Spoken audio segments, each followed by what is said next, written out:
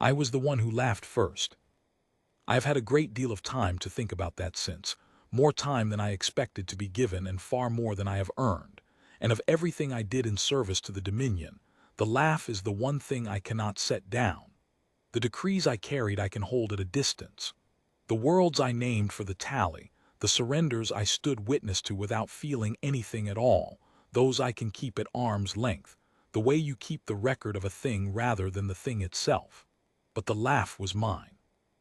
It came out of me before thought, before duty, before any of the careful protocol I had spent 200 years learning. It was the most honest thing I ever did in that court, and it was wrong in a way that took the unmaking of everything I knew to teach me. My name is Dersh Val. For most of my life I was a herald of the Catheri Dominion, which meant I carried the sovereign's word to worlds that did not yet understand they belonged to him, and I carried their answers back. It was a respected position. Heralds did not fight. We did not govern. We arrived ahead of the fleets, we spoke, and we listened, and then we told the court what we had heard so that the court could decide how much force a given world would require. I was good at it. I had a gift for reading the small movements of frightened creatures, the way a delegation's posture shifts when it understands it has no leverage, the precise moment a leader stops negotiating and starts pleading. I could tell the sovereign in a single sentence whether a world would fold quietly or have to be broken, and in 900 annexations I had never once been wrong. I want you to understand that because it matters. I was not careless. I was not a fool by the standards of my people. I was the best instrument of judgment the Dominion possessed, and I looked directly at humanity and I judged it soft, and I laughed. The court of the sovereign did not sit on any world. It traveled. The throne barge was a vessel the length of a small moon, built across 4 centuries by hands that were no longer remembered, and it moved through the conquered territories so that no single planet could ever call itself the seat of the empire, and no rebellion could ever know where to strike. The throne chamber at its heart was lit from below, always, by a deep amber glow that rose through a floor of polished black glass, so that everyone who entered seemed to be standing on the surface of something molten and barely contained. The sovereign liked that. He liked for petitioners to feel that the ground beneath them could open. The ceiling was so far above that it vanished into shadow, and the walls were lined with the ledger, the tally of every world the Dominion had ever taken, each name cut into stone by a reckoner's blade and lit by a single point of light. There were 940 lights when the human came. I had counted them many times. Counting them was a comfort. She came alone, which I noted and dismissed. A delegation of one is either a fool's gesture or a corpse's, and I assumed the first. She was small even by the standards of her kind, dark-skinned, gray at the temples, dressed in plain clothing without ornament or rank marking that any of us could read. She walked to the petitioner's place at the center of the molten floor, and she did not look down at it the way the others did, the way everyone did, checking to see whether the ground would hold. She looked up at the throne, and she waited to be acknowledged, and there was nothing in her stillness that I could use. That troubled me a little even then. I read creatures for a living, and she gave me nothing, but I had a frame ready for it. I told myself it was the stillness of someone too unsophisticated to understand her own danger, the calm of an animal that has not yet realized it is in a snare. I have learned since that there is another kind of stillness that looks exactly the same from the outside and means the opposite thing entirely. It is the stillness of someone who has already decided what is going to happen and is simply present for it. I did not know that stillness then. I do now. I learned it from her. The sovereign let her stand for a long while before he spoke, as he always did. When he finally addressed her, it was through me, because that was protocol. The conquered did not speak directly to the throne until they had been added to the tally and accepted their place. So I spoke for him, and she answered to me, and I carried her words up to him, and this is what was said. Her people held a cluster of systems in the region we called the Reach, a frontier of no particular wealth that the Dominion had scheduled for annexation in the ordinary course of expansion, the way you schedule a harvest. She knew this. She did not pretend otherwise. She said her people had no wish for war, that they understood the Dominion's strength, that they had watched what happened to the worlds that resisted and the worlds that submitted and had studied both carefully. And then she said the thing that made me laugh. She said, "We are asking you once to leave the Reach alone, not because you cannot take it. We know you can take it.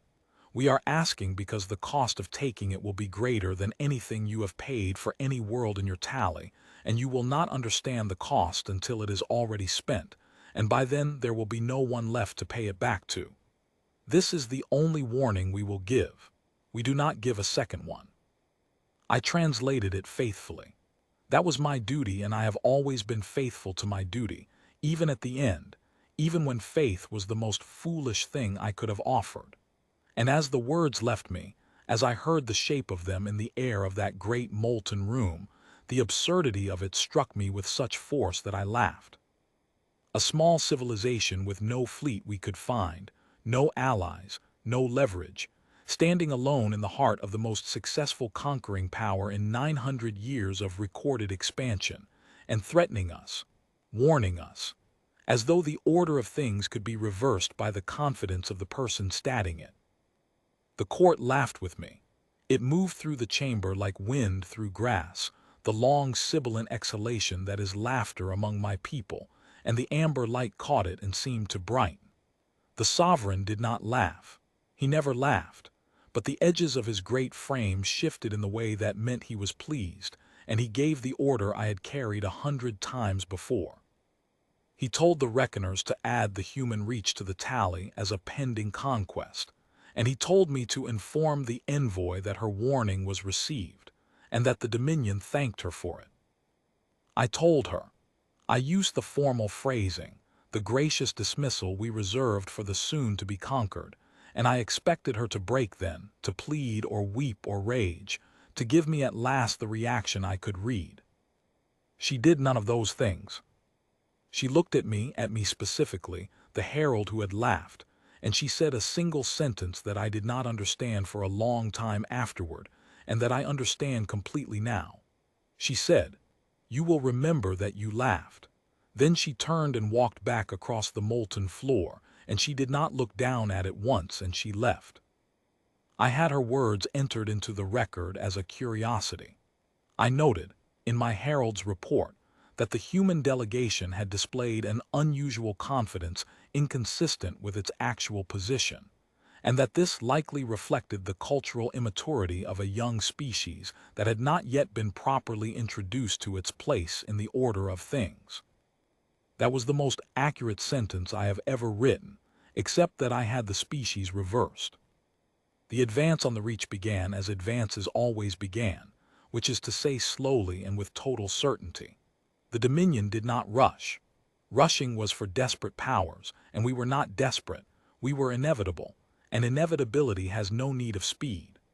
A forward arm of the fleet moved into the outer systems of the Reach to establish the standard pattern, the encirclement and the demand, and the demonstration of force that had broken 900 worlds before this one. I traveled with the court, as heralds did, and I read the scouting reports as they came back, and what they described was a people coming apart exactly as I had predicted. The humans were leaving. The outer colonies of the Reach, the ones nearest our advance, went dark and were found abandoned, their populations evacuated inward, their stations powered down and left drifting. The reports described silent orbital platforms, empty docking rings, habitats with the lights still on and no one inside, drifting evacuation hulls strung out along the routes toward the inner systems like a trail of things shed in flight. A fleeing world. A people folding before they had even been struck, abandoning their frontier to buy a little more time in their core, which they would also abandon when the time came, because that is what soft worlds do. I remember the satisfaction of it. I remember filing my assessment to the court with a confidence I did not bother to examine. I wrote that the human Reach would require minimal force, that its people had already psychologically conceded, that the warning delivered in the throne chamber had been, as such gestures so often are, the last performance of a power that knew it was finished. I recommended that the sovereign claim the inner systems personally, with the main host, as a triumph rather than a battle, the way he claimed the worlds whose surrender was a foregone conclusion, and whose conquest he wished to add to the tally with his own presence. It is a strange thing, looking back, to see how completely we stopped looking. A fleeing enemy is the least interesting thing in the universe to a conquering power. There is nothing to study in a retreat, nothing to plan against, no strength to measure. The scouts reported the evacuations, and the court nodded and moved on to the question of how the triumph should be staged. And not one of us, not the reckoners, not the war leaders, not the sovereign, not me, the great reader of frightened creatures, asked the one question that should have been asked. Not one of us asked why a people who had warned us with such steadiness, with such absolute and unfrightened certainty, would then run like prey the moment we moved. I have thought about that often. The warning and the flight did not match. A creature that is truly afraid does not stand in the heart of your power and tell you that you will remember this. And a creature that is truly that confident does not then abandon its worlds at the first sight of your fleet. The two things could not both be true, and the contradiction was sitting in our records the entire time, in my own report, in two sentences a single page apart. And we did not see it because we had already decided what humanity was. We had filed them under soft, and once a thing is filed, you stop reading it. You only check the label. The main host entered the inner reach to claim it. There were 940 lights on the wall of the throne chamber, and the sovereign intended the human reach to be the 941st, and he went to take it himself. The host was the greater part of the Dominion's strength, gathered for a triumph rather than a war, which is a distinction that mattered enormously and that I understood only afterward. A war fleet is dispersed, cautious, ready to lose ships and absorb surprises. A triumph fleet concentrates because its purpose is display, the overwhelming and unanswerable presence of the sovereign arriving to accept what is already his. The host came into the inner system in close formation, the throne barge at its heart, 10,000 vessels arranged to be seen, to be undeniable, to make the act of submission feel to the conquered like the only sane response to a force that filled their sky. And the sky was empty. The human core worlds hung there, lit and turning, their cities visible, their orbital structures intact, and there was no fleet to oppose us, no defensive line, nothing but the same drifting evacuation hulls we had been tracking inward for weeks, scattered through the system in their thousands, the abandoned vessels of a fleeing people, dead and dark and harmless. I was in the throne chamber when it happened. I was standing in my place near the molten floor, composing in my mind the words of acceptance I would carry to whatever human remained to surrender, and I felt it before I understood it, a change in the light, the amber glow stuttering as the throne barge diverted power somewhere it had never needed to divert power before. The drifting hulls were not dead. I learned the shape of it later, in fragments, from the few war leaders who survived long enough to be questioned, and from the long, cold work of understanding my own destruction that has occupied me since. The humans called it the Reach Protocol, and it was not a weapon in any sense my people understood, because my people understood weapons as things you point at an enemy. The Reach Protocol was a trap built out of a retreat. Every abandoned station, every powered-down platform, every one of the thousands of drifting evacuation hulls strung along our path had been placed, precisely, deliberately, by a people who had calculated exactly where a triumph fleet would concentrate and exactly how it would arrange itself to be seen. The flight had not been flight. It had been the careful setting of a board. The humans had spent the weeks we spent congratulating ourselves, positioning the instrument of our destruction in plain sight, disguised as the one thing a conquering power will never examine, the debris of its own victory. When it triggered everywhere at once. I will not pretend I understood the mechanism in the moment. I understood only the result. The drifting hulls were not vessels at all, but a single distributed weapon, 10,000 nodes of it woven invisibly through the space the host had concentrated into, and they did not fire in the way our weapons fired, in lines and arcs that could be tracked and answered. They simply activated all of them in a coordinated instant, and the space the Triumph fleet occupied became, for the span of a single breath, something that ships could not exist inside. The reports of it that I later read used language I had never seen in a military document. The engineers reaching for words to describe and affect their training had not prepared them to name. The host did not burn. It did not break apart in the long, agonized way of a fleet losing a battle. It was concentrated, and then it was unmade.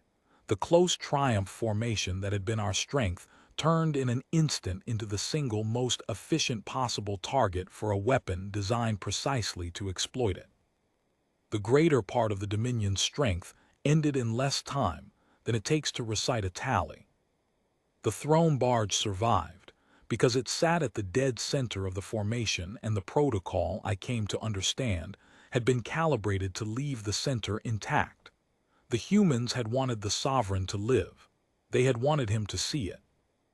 And here is the thing I have turned over more than any other, the thing that told me, even in that first stunned hour, that we had misjudged something far larger than a fleet.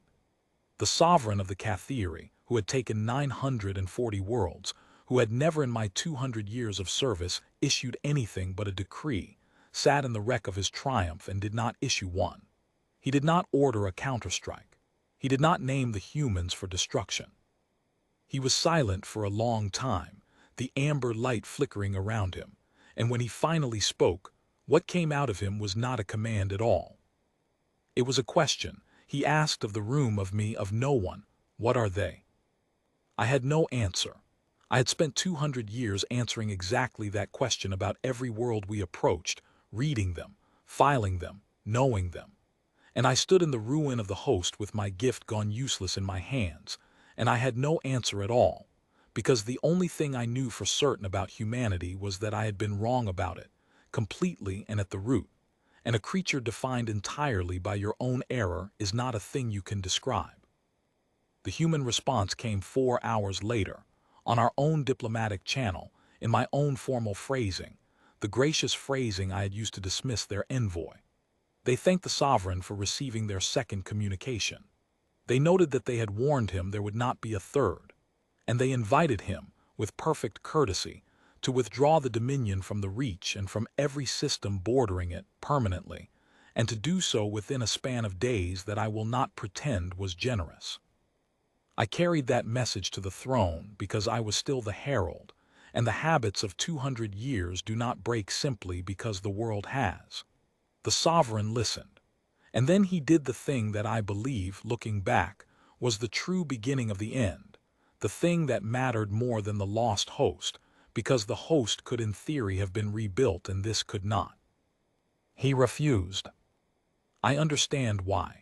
I even in a way I am not proud of still feel the pull of it. The Dominion was not a fleet. The fleet was only the expression of a thing, and the thing was the sovereign himself, and the sovereign was a story. He was the unconquered. He was the one who had never lost, never withdrawn, never been told no by a lesser power and accepted it. That story was the empire. Every one of the 940 worlds on that wall obeyed, not because of the ships above them. The ships could not be everywhere, but because of the story, because everyone in the conquered territories knew that to defy the sovereign was to defy something that had never once failed. The day he withdrew from the Reach, the day he accepted a human no, the story ended. And a sovereign without his story is just a large creature on an old chair in a barge full of frightened courtiers. So he refused, and he gathered what strength remained, and he sent it against the Reach again. And this time it was a war fleet, dispersed and cautious, and it accomplished nothing because there was nothing in the Reach to fight. The humans did not meet it. They did not need to. They had never needed to. They simply were not where the fleet went, and the fleet burned its strength chasing an enemy that declined to exist in the places it looked, while the worlds of the Dominion, watching, began to do arithmetic. He sent emissaries too, after the second failure, when even he could see that force was finding no purchase. He offered humanity a place. Vassal status, he called it with honor, a phrasing meant to make submission sound like elevation, the same phrasing I had carried to a dozen worlds that took it gratefully because the alternative was destruction. He offered to add the human reach to the tally not as a conquest but as an ally, a favored holding, autonomous in its internal affairs, protected by the Dominion's strength. It was, by the standards of the Empire, an extraordinary concession. No world had ever been offered terms so generous, because no world had ever needed to be. The humans declined. They declined without anger, which I have come to believe unsettled the court more than any defiance could have. Defiance is a thing a conquering power understands. Defiance is just submission that has not yet been compelled. But the humans were not defiant. They were not even, as far as I could read them through their messages, particularly interested. They declined the way you decline an offer from someone whose opinion has stopped mattering to you, courteously, briefly, and with no apparent awareness that the offer had cost the offerer anything to make. They said they had no need of the Dominion's protection and no wish for its honor, and they repeated, a third time now though they had said they would not, that the Dominion should leave the Reach, and they wished the Sovereign's emissaries a safe return. I read that message aloud in the throne chamber, and as I read it I understood, finally and fully, what the human envoy had meant when she stood on the molten floor and told me I would remember that I laughed. We had thought we were a great many strengths, 940 worlds, 10,000 ships, the accumulated weight of 4 centuries, and humanity had looked at all of it and seen what I, the great reader, had failed to see when I looked at her, that it was all one thing. It was all the story. Take the story, and the worlds were not ours, the ships were just metal, the centuries were just time that had passed. The humans had not set out to defeat the Dominion's fleet. They had set out, from the first quiet word in that throne chamber, to defeat the Dominion's story, and they had chosen the one method that could do it. They had made the unconquered sovereign lose, publicly, completely, against a power he had laughed at, and then they had simply waited, declining his force and declining his terms, letting every watching world see that the story was over and that nothing the sovereign did could restart it. The empire did not fall in a battle. I want that understood because my people, those few who remain, still tell it as a battle, still speak of the day the host was lost as though that were the end, because a battle is a thing you can lose with honor. It was not a battle. The host was only the first stone. The empire fell the way a held breath is released, all at once and from the inside, in the days and weeks after the worlds understood that the sovereign could be told no. The first to go were the most recently taken, the worlds whose conquest was fresh enough that the memory of being free had not yet been ground out of them. They simply stopped obeying. They did not declare war, most of them. They had no fleets to declare it with. They just stopped sending tribute, stopped acknowledging the sovereign's decrees, stopped behaving as conquered worlds behave, and when the Dominion's local garrisons looked to the center for orders on how to respond, the center had no answer, because the center was a barge full of courtiers watching the same arithmetic and reaching the same conclusion.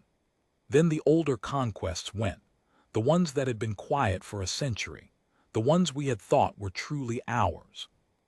Then the garrison fleets themselves, the war leaders calculating that an empire whose story had ended was not an empire worth dying for, peeling away to carve out what holdings they could before the whole structure dissolved beneath them. It took 11 days, 4 centuries of conquest, 940 worlds, the most successful expanding power in recorded history, and it came apart in 11 days, not because humanity destroyed it, but because humanity had shown everyone that it could be defied, and being undefiable had been the only thing holding it together. The humans, through all of it, did almost nothing. That is the part my people cannot bear and the part I have made myself look at directly. They did not invade. They did not pursue the fleeing war leaders.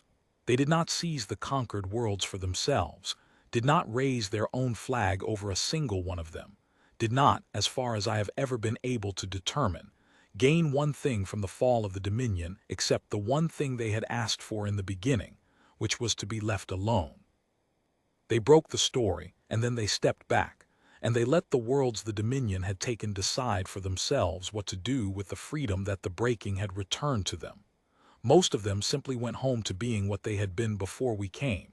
Some of them did not survive being free, having forgotten how. That was not humanity's doing either. Humanity had not made the empire and did not feel obliged to manage its absence. I was made to perform one last duty as herald in the final days, before the throne barge was abandoned by all but those of us too bound to our roles to leave. The sovereign, by then, had stopped speaking entirely. He sat on the old chair above the molten floor in a chamber that grew emptier each day as the court drained away, and he looked at the wall of the tally, at the 940 lights, and he gave one final order, the last decree of the Catheri Dominion. He ordered the reckoners to recite the tally, all of it, every world in the order it had been taken, the full record of the conquest, as it had been recited at every triumph for 400 years. I do not know what he wanted from it. Comfort, perhaps, proof that the thing had been real. The reckoners obeyed because we were the last who would, and they began to recite, and I stood in my place and listened to the names of 940 worlds spoken into a nearly empty room, each one a conquest, each one a triumph, each one a light on the wall. But it was no longer a tally of conquests. I understood that as I listened, and I think the sovereign understood it too, in whatever was left of him. Every name on that list was a world that had walked away. Every light on that wall was a thing we no longer held. The reckoners recited the record of the empire's greatness, and what the recitation actually counted, name by name by name, was the empire's losses, the complete and ordered inventory of everything that had slipped out of our hands in 11 days. The longest list of conquests in history had become, without a single word of it changing, the longest list of failures, and we sat in the dark center of a dead barge and counted them aloud because we did not know how to do anything else. When the recitation ended, there was a silence in the chamber that I have never heard before or since, the silence of a thing that has finished being. The amber light still rose through the floor. The 940 points of light still burned on the wall, and the sovereign, the unconquered, the story, sat above it all and said nothing, because there was nothing left in him that a herald could carry anywhere. I left the throne barge that night. I am not proud of having stayed as long as I did, and I am not proud of having left, and I have made a kind of peace with being unable to be proud of either. I took a courier vessel, and I went out into the fragments of what had been the Dominion, and I have spent the time since then doing the only thing I was ever good at, which is reading creatures and reporting what I find, except that now I report it to the scattered survivors of my own people, the ones who will still listen to a herald who served the sovereign to the end. I tell them what I have learned, though most of them do not want to hear it, because the lesson does not flatter us. We did not lose to a greater fleet. We did not lose to a cleverer weapon, though the weapon was clever beyond anything we had imagined. We lost to our own contempt, which is the most expensive thing the Dominion ever bought, and the one cost that never appeared in any reckoning until it was the only cost left. The human envoy did not defeat us in the throne chamber. She simply told us the truth, calmly and once, and we had so completely decided what she was that we could not hear it, and the not hearing was the whole of our destruction. Everything after the laugh was only the working out of the laugh. I think often about her last words to me. You will remember that you laughed. I took it at the time for a small creature's empty defiance, the kind of thing the powerless say because saying it is all they have. I understand now that it was not defiance and it was not empty. It was a prediction, and it was precise. The most precise thing said in that chamber, more precise than any of my reports. She knew exactly what was going to happen, all of it, the host and the silence and the 11 days and the empty barge, because she had built it, and she knew that when it was over there would be one creature left who would carry the memory of the moment it could have gone differently. The moment a warning was given, clearly once, by a people who do not give a second one. And she had looked across the molten floor and chosen me to be the one who remembered, because I was the one who laughed. So I remember, and I tell it to my people and to anyone else who will hear a fallen empire's herald, because the humans are still out there, quiet in their reach, asking nothing of anyone, and the thing I have learned at the cost of everything I ever served is this: they do not warn lightly. They do not warn often. And when a people who hold their strength that quietly, who want so little, who decline even the empires that beg them, decide that a thing has come close enough to them to be worth a single calm word of warning, the correct response is not to laugh. I do not know who will come close to them next. The fragments of my dominion are not the only powers in the dark, and the dark is large, and somewhere in it there is surely another throne, another tally, another reader of frightened creatures who has never once been wrong. I cannot warn all of them. I am only one ruined herald with a courier vessel and a memory I cannot set down. But if my words reach you, whoever you are, wherever your throne sits, hear the one thing I came out of the wreck of an empire to say. If a human ever stands before you, alone, unfrightened, and tells you calmly that you should leave a thing alone, and that she will only tell you once, then I beg you, by everything I lost learning it, do not laugh, listen, and then do exactly as she says.